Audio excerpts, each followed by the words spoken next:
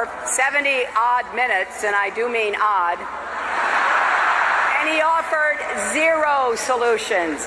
But we already know he doesn't believe these things. All right, but the Democratic thing, just like the Trump negative, 60%. I mean, they weren't offended by it, but obviously Republicans were. She delivered a relatively good speech in her tone, in her demeanor, in the language and the topics that she used. But Bill, there's one thing that we're not showing people is Bill Clinton's defense of her. I have to tell you that of all the speeches, the overall speeches, the one that did the worst in both conventions was Bill Clinton describing that lady, describing that girl. Nobody believed it. Nobody believed it. He talked about their relationship.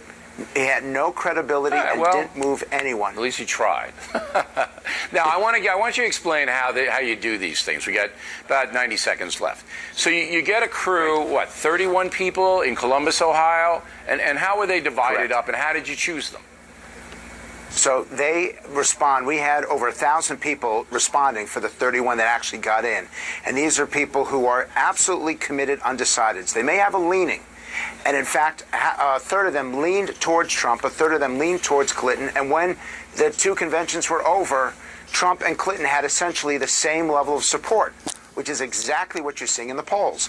And they use a device about the size of a remote control, and they turn it on a second-by-second basis whether or not they want to vote for that individual. And this is like an EKG. So the clips that you just saw, we can measure second by second exactly the impact that each word, each phrase, and each presentation has on these undecided voters. Now, are there any qualifications to do these in-sessions? I mean, do they have to have a certain level of education? Are they political activists? Are there any personality profiles? Nothing like that? Nothing like that. They have to represent the American people. So we'll have an even number of men and women. We'll have young voters as well as older voters. We'll have less well-off voters as well as those who are upper middle class. It looks like America, but undecided America. How about race? How about race? What's going to happen? Race? There's always going to... You're going to have at least one African American, but Bill,